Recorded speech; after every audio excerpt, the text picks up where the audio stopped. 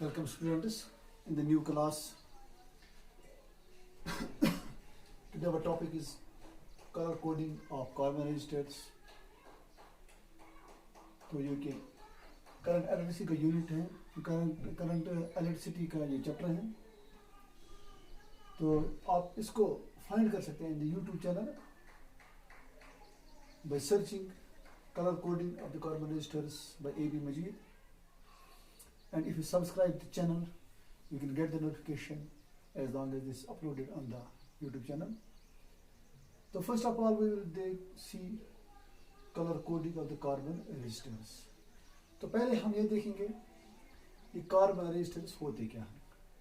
What are these carbon registers? और उसके बाद हम पढ़ेंगे इसकी color coding. तो पहले हम देखेंगे registers.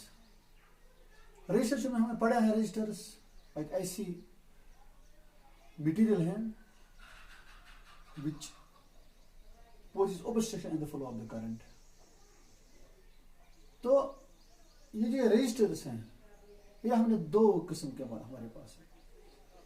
एक रजिस्टर हैं उनको हम कहते हैं alloys. And alloys they are exist in the form of alloys in wires. ये वायर में भी होते हैं और alloys में वायर जो है ना alloys के बने हुए होते हैं. तो so we can say in the form of alloys or we can say in the form of wires.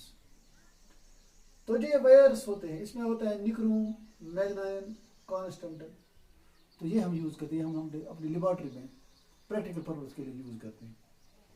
तो ये क्यों यूज करते हैं, क्या इनमें क्या प्रॉपर्टी है आम रेजिस्टेंस से, क्या इससे मुख्तलिफ है.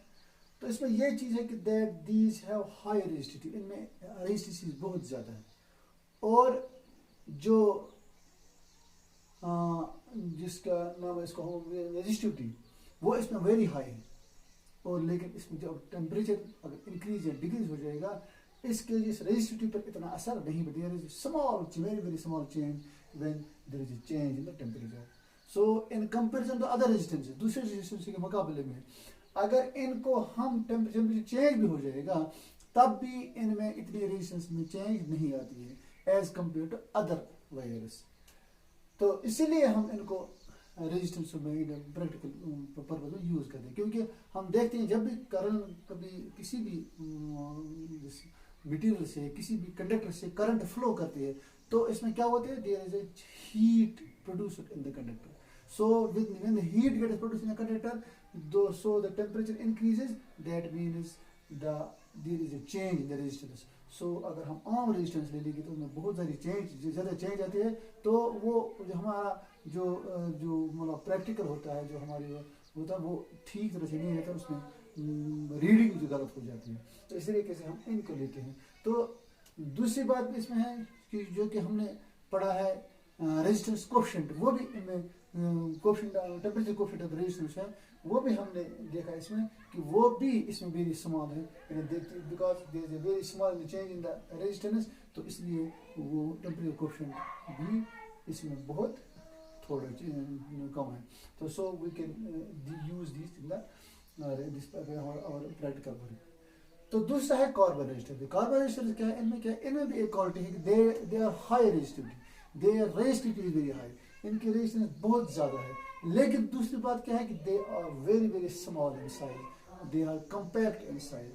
सो चूँकि इनकी इस छोटे से साइज को देखकर इन पर रेजिस्टेंस लिखना तो ये ठीक नहीं रहता है और वो आती नहीं है. वो इसलिए उस छोटी चीज़ पर रेजिस्टेंस लिखा ही नहीं जाता है. तो इसलिए हम इसकी जो रेजिस्टेंस है वो कलर्स में लिखते हैं. तो इसीलिए हम कहते हैं कलर कोड. इसीलिए हर एक कलर को अपना अपना नंबर है, अपना डिजिट नंबर है, तो उनको हम कहते हैं coding. These are the colour codes we can see on the carbon resistance. तो इस तरीके से हमने ये पढ़ा कि क्यों हम कार्बन रेजिस्टेंस को कलर कोड लिखते हैं, क्यों ना हम इनको नंबर्स में रेजिस्टेंस लिखते हैं. तो अब देखेंगे हम ये जो रेजिस्टेंसेस हैं ये क्या नाम है इसको, कार्बन रेजिस्टेंस. क्योंकि इनकी स्मॉल साइज है इनको हम इन्हें ट्रांजिस्टरों में, रेडियो, टीवी में यूज करते हैं. तो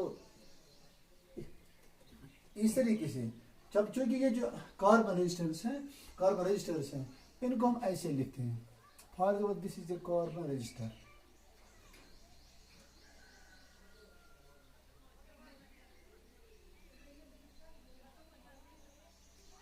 इसके 4 बैंड्स होते हैं, यानी 4 बैंड होते, 4 स्ट्रिप्स। एक स्ट्रिप यहाँ होती है, दूसरी स्ट्रिप यहाँ होती है, तीसरी स्ट्रिप यहाँ होती है, और चौथा होता है यहाँ ring shape.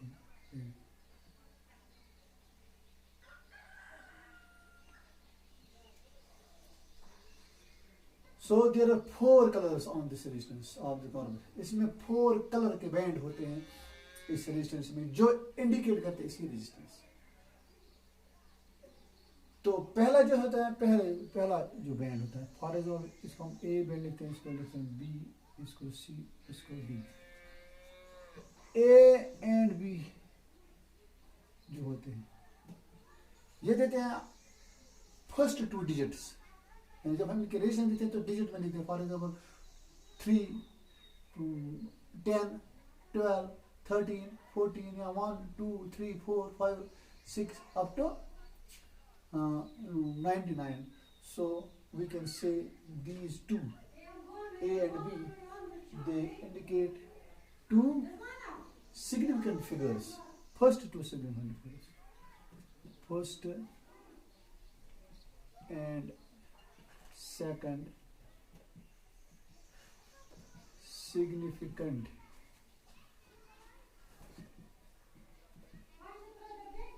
figure, that is number। यानी पहला डिजिट और दूसरा डिजिट जो नंबर का होता है, for example if it is 35, 3 है first digit and 5 is second digit. तो जो अब रह गया तीसरा यानी सी, ये देता है number of the zeros, how many zeros come after these 2 digits, कितने जीरो इसके बाद आते हैं, number of zeros, number of zero multiplier. For example किसी में 1 0 होगा, किसी में 2 होंगे, किसी में कोई नहीं होगा, किसी में 3 होंगे, तो ये देते हैं हम उन जीरो के नंबर। इसके बाद है डी स्ट्रिप। डी स्ट्रिप देता है टॉलरेंस परसेंटेज, इसको हम बोलते हैं परसेंटेज टॉलरेंस, यानी कितना एक्यूरेसी है इसमें, चेंज कितना हो सकता है कम या ज्यादा, तो उनको हम इस डी से डिनोट करते हैं। और इसके 3 ही कलर होते हैं, gold, silver and no colour. तो इस तरीके से इसको हम ये लिखते हैं, इस कार्बन रजिस्टर को हम इंडिकेट करते हैं।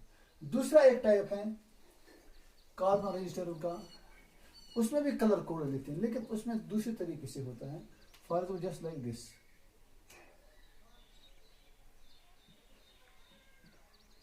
पहले इसमें बॉडी कलर होता है,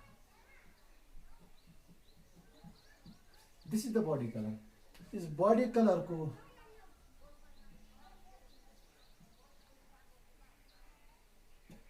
it indicates first significant figure।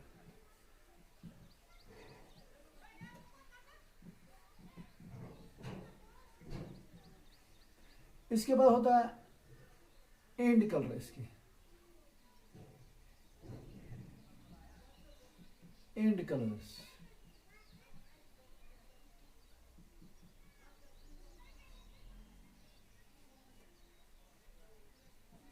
And colour देते हैं सेकंड सिग्निफिकेंट फिगर। इसके बाद होता है यहाँ एक डॉट, दिस है एंड और यहाँ है डॉट। कलर ऑफ डॉट ये देता है नंबर ऑफ मल्टीप्लायर 0।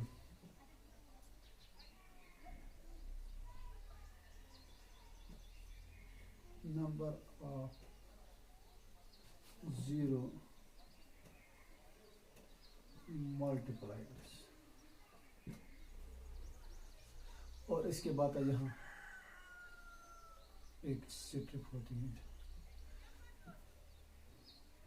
तो रिंग, ये देता है हमें tolerance.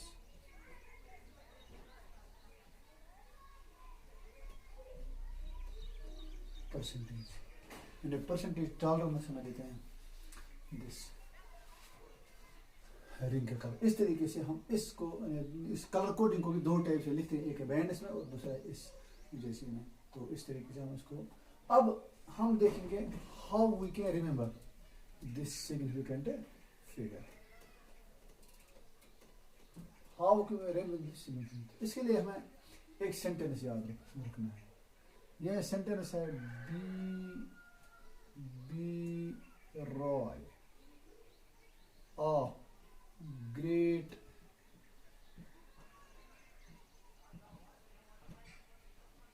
Britain has very good wife. This is the sentence which we have to remember so that we can remember these colors. तो हमने यहाँ देखिए एक टेबल बनाया था, इसको देखिए आप। फर्स्ट है सीरियल 1 2 3 4 5 अप टू। आप देखिए पहले बी ब्लैक, ब्राउन, रेड, ये देखिए red, orange, yellow, green, blue, फिर है वायोलेट, फिर है ग्रीन, फिर है वाइट। तो इस तरीके से black, brown, red, orange, yellow, green, blue, violet, grey and white, these are the colours. तो इसके बाद आता लास्ट पर गोल्ड एंड सिल्वर। आप देखिए नंबर कीजिए, नंबर जो इनके हैं 0 1 2 3 4 5 6 7 8 9। तो ठीक, तो इस तरह के इसके जीरोस क्या है, 0 से 10 is power 0, 10 is power 1 2 3 4 ऐसे हैं, 10 is power 3, 10 is power 4 5 6 7 8 9। तो यह है इस तरह से।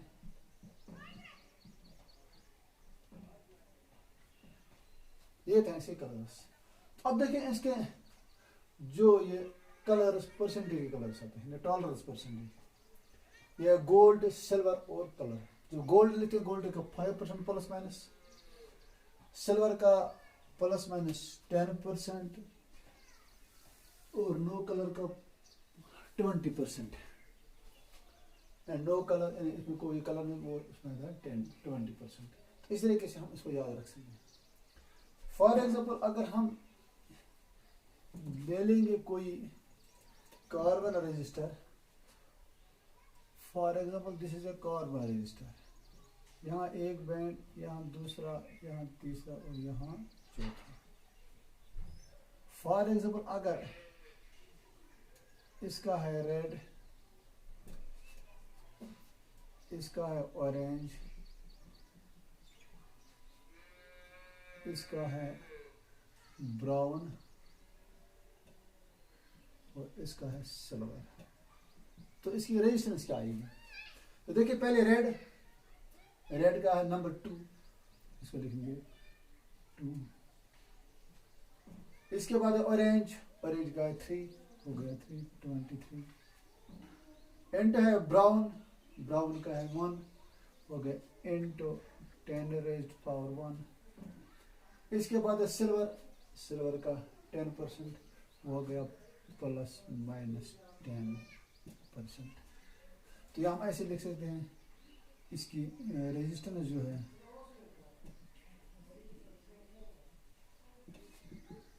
23 into 10 raised power 1